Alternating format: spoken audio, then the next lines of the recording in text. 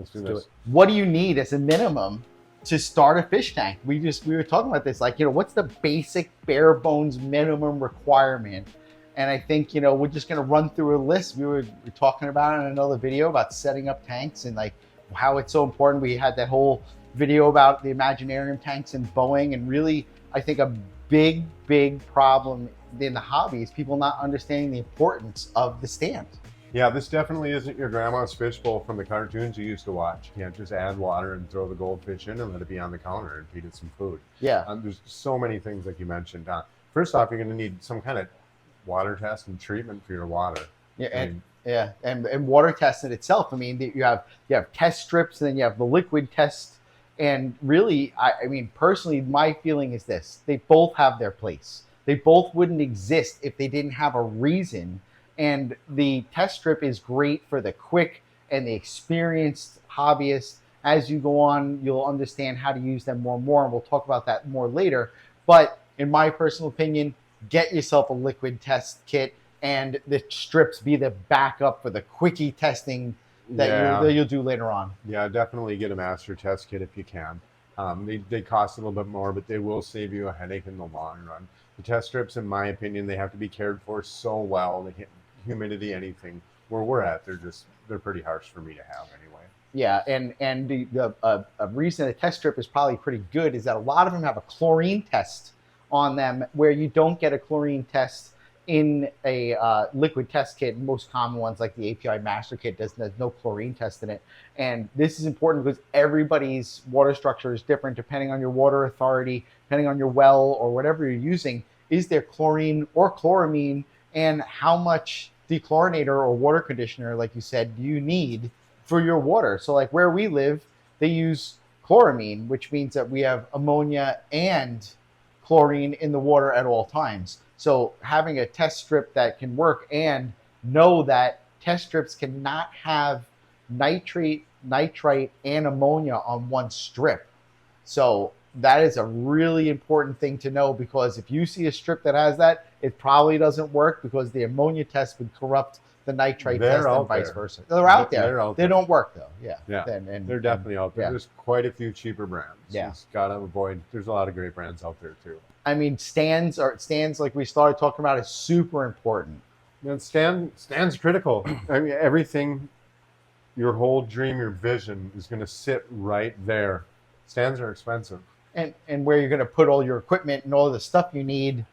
I mean, keep it together.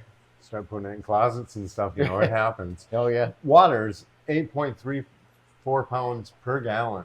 So a 10-gallon tank bill, what's 100 pounds? Yeah, with dirt and any decoration and stuff like that, you at least 100 pounds. So whatever you're putting it on, let's have some thought that every 10 gallons is at least 110 pounds worth of weight.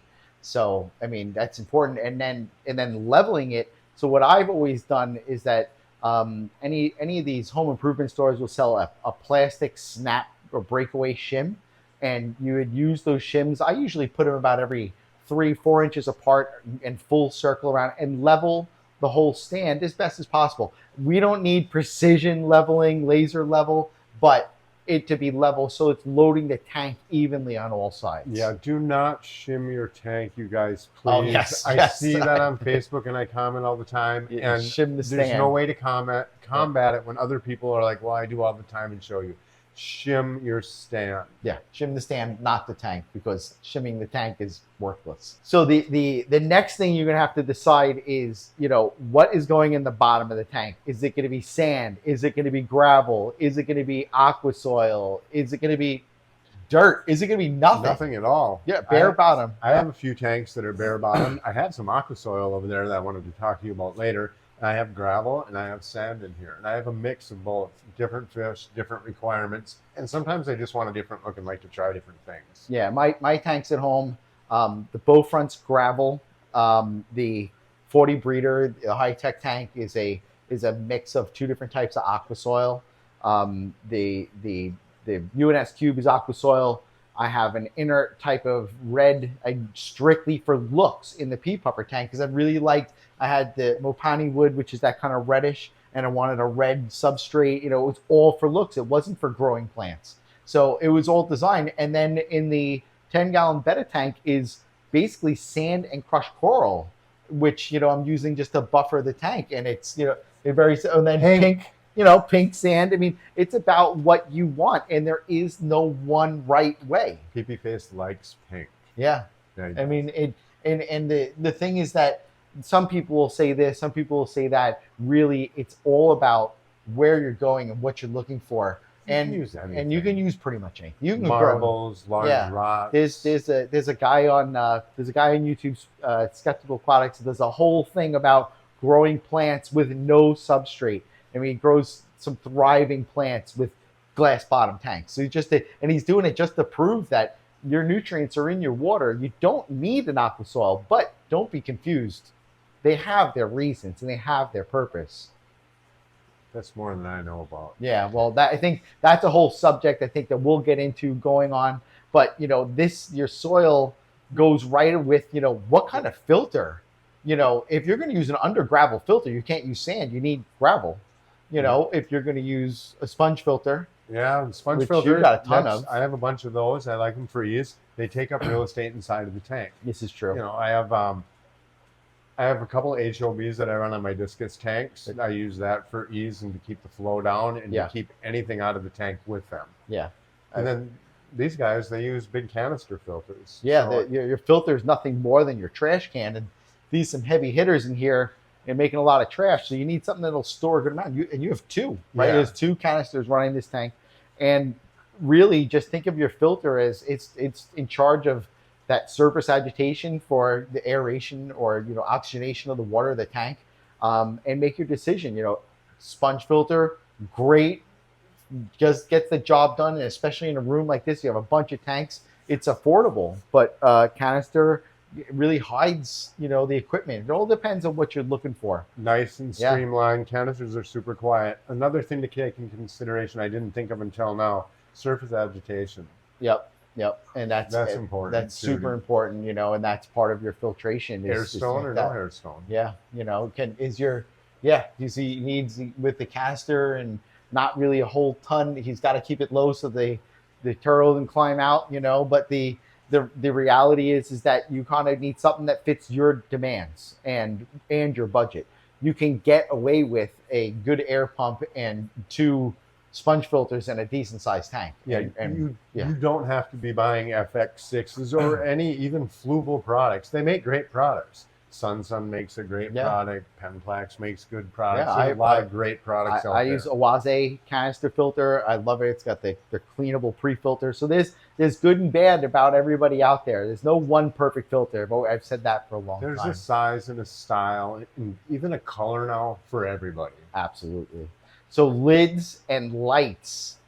This is a big thing. I've got tanks with lids. I've got tanks without lids. And that was really important to, one, do you want to be dealing with evaporation? Without a lid, it's going to evaporate a lot more water. My tanks, my 40 breeder, I got to say at least 5-6 gallons a week of top off that I have to do. You have to. There's 50 some fish tanks in here. Oh, the humidity in this room be out of control. Out of control. But to get lids can be really expensive, and I can understand why people might not want to have a lid, but they're really important. Yeah, and a lot of situations, and a lot of fish are jumpers. They known to jump. If you have a better fish, the reason a better fish can breathe air is because it's a jumping fish. It would jump from one low water area and flop its way across the surface into another side of the rice paddy. Fish we keep killifish, and it's really important that you understand that hatchet fish are jumpers. It's like I wanted to put hatchet fish in my 40 breeder, and I don't want a lid for aesthetic reasons. And so I don't want it, and I wanted hatchet fish, and then I couldn't. I couldn't do it. But maybe a mesh lid is really what you need, and not something so you're not worried about the evaporation. It's more to just keep them in. So there are some options, and then lighting. You don't want to lose $100 fish. Oh, well, lighting, that's true. Lighting is crazy. I don't even know how to get into that. There's so many spectrums to lighting. A fish keeper, he just needs a light. Yeah, I think that one thing that a lot of people need to keep in mind is that the light is for us or the plants. So if you're not geared at growing plants, you don't need to spend $1 million on a light. you can just buy any basic light and it'll work fine. And there's videos out there, people growing beautiful big plants with shop lights. With those little strip lights that are like $15. Yeah, you could get it. Their lighting is a whole different discussion, but I just kind of wanted to touch on the fact that in the beginning, when you're just setting up a tank in the bare basics, you just need a light for you to see the fish and for you to enjoy it, and kind of just want to touch upon the lighting is the background on the back of the tank, and it's really the tried and trues are blue and black. Black gives you a lot of depth. Blue shows off the fish really well, and then what I have in one of my tanks is that frosted backing with a backlight allows me to set the tone of the tank. Some people, like if it's a peninsula tank in the middle of your room, nothing at all to see through it. Yeah, that's not bad too. If you're colorblind like me, a lot of that doesn't even matter. Yeah, days. you don't even mind. You don't even know. Cycle. I see color. The cycle. Tell me what you think. We got a stand now, and we must have picked our tank. I hope it's at least 20 gallons for my sake. Yeah. And we've added our water, which is substrate, which is a great side subject that a big trap that a lot of beginner hobbies fall into is that I'll get a small tank. It's easier, where it's actually not the truth. A bigger tank is easier than a smaller tank. It's more water to affect. Changes don't happen as fast. You don't get taken off guard. I've been getting excited because I want to add fish, but we can't yet. We haven't even tested our water. Yeah. And beyond testing our water, how are we going to get it ready? The way do we get ready and to get the tank cycled, and what a lot of people will say is seasoned, is really first the best and the easiest way is find a fish friend. Is somebody that you can get some substrate from, or wring out from their filter, their sponge filter, or something like that. You can ask the local pet store, or local pet store. You can look up your local fish club online and maybe reach out to somebody on Facebook that way. And if you don't have that, there are starter bacteria out there, like Fridge Turbo Start, that's out there that are true live bacteria. The problem, and we were just talking about this, is that people add it to the tank, but then they don't feed the bacteria and it doesn't thrive. So you do need an ammonia source too.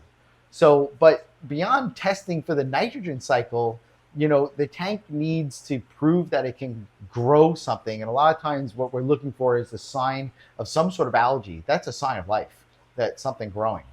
Even biofilm or anything growing on a piece of wood, or maybe even a plant that's starting to grow some new algae on it where it's not looking good, or just any algae, the little bit of film on your glass, just a tiny bit. Yeah, and so you want to be testing the water to see if the nitrogen cycle has come in, and that's a whole subject in itself. We'll go into the nitrogen cycle in another video, but the idea of that we've tested the water, we've got no ammonia in it, and it's be able to process that ammonia out, but we really want to see some signs of life in there, and that's a good sign. And the other thing that we're really just kind of breezing over here is water hardness. So you have two measurements, GH and KH, right? And they're pretty important parameters to what fish that you can keep. So I really recommend that before we put anything in the tank, that we've tested the water of the tank, because like you love rocks or a piece of wood, you want something in the tank that's natural.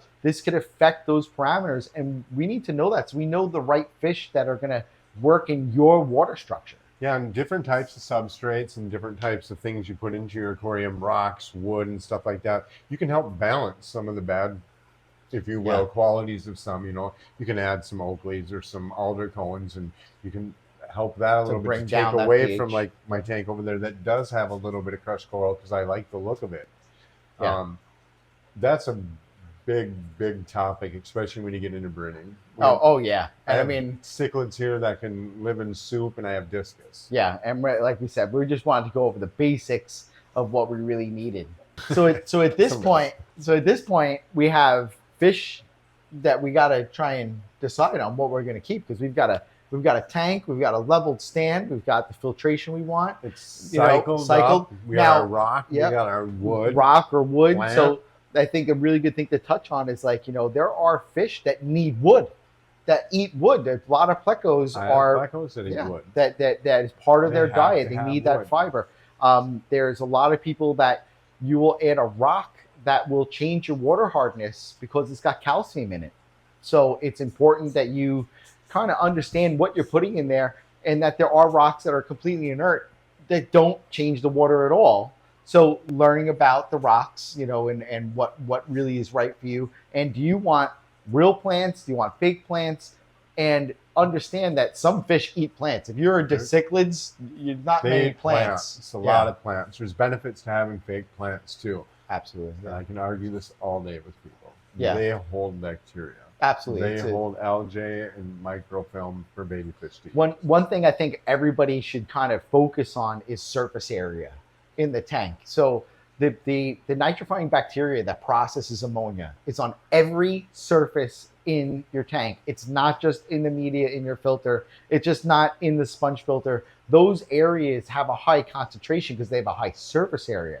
So if you add a lot of texture to the tank and objects, every flat surface in there that's exposed to oxygenated water is going to have nitrifying bacteria on it. So by adding structures, even fake plants, to your tank, you're going to add more area for that nitrifying bacteria to live. And quite a bit at that.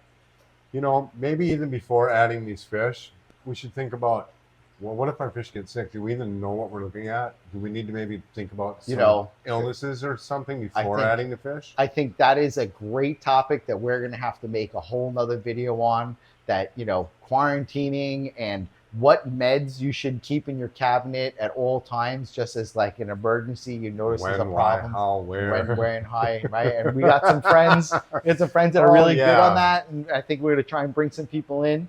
And if there's anything that you want to see us cover, absolutely drop a link below, drop a comment below that lets us know what you want us to try and cover. And if it's something we know about, or maybe we even have a friend that's an expert in. Yeah, definitely. That's where I'd like to go with this. Yeah. Well, have a great day, everybody.